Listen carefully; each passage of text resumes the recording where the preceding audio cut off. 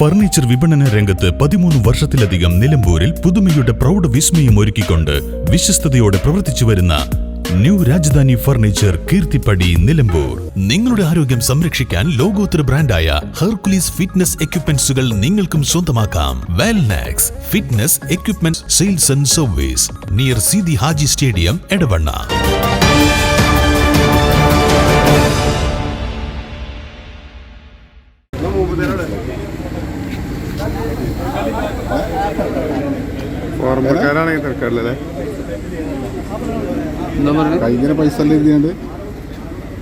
കയ്യില് പൈസ മറ്റുള്ള സാധനം എടുക്കല നമ്മളെ കാണുന്ന ചേച്ചിയാണ് മനസ്സിലാക്കുന്നത്.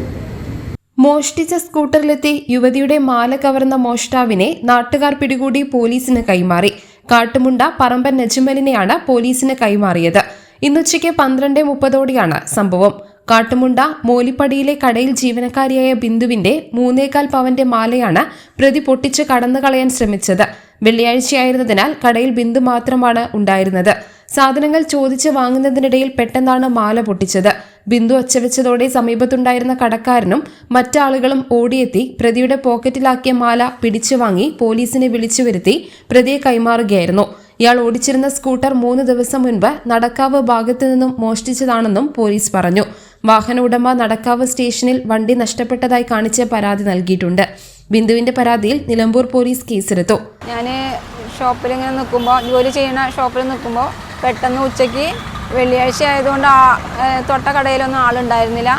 ആ സമയത്ത് പള്ളിയിൽ പോയ സമയമായിരുന്നു എല്ലാവരും സ്റ്റാഫൊക്കെ. ആ സമയത്ത് ഞാൻ ഒറ്റയ്ക്കാകുമ്പോൾ ഒരാൾ വന്ന് സാധനം ചോദിച്ചു. ഞാൻ എടുക്കാൻ വേണ്ടിയിട്ട് ഇങ്ങനെ കുനിയുന്ന സമയത്ത് പെട്ടെന്ന് അയാൾ എൻ്റെ മാല പിടിച്ച് വലിച്ച് പൊട്ടിച്ച് ഓടി. പിന്നെ എൻ്റെ സൗണ്ടൊക്കെ കേട്ടിട്ട് തൊട്ട കടക്കാരൻ വന്നിട്ടാണ് ഇയാളെ പിടിച്ചത്. പിന്നെ നാട്ടുകാരെല്ലാവരും കൂടി പിടിച്ചു വെച്ചു. പിന്നെ പോലീസിലെ ഏൽപ്പിച്ച് പോലീസ് വന്ന് അയാളെ കൊണ്ടുപോയി. News bureau, Nilambur.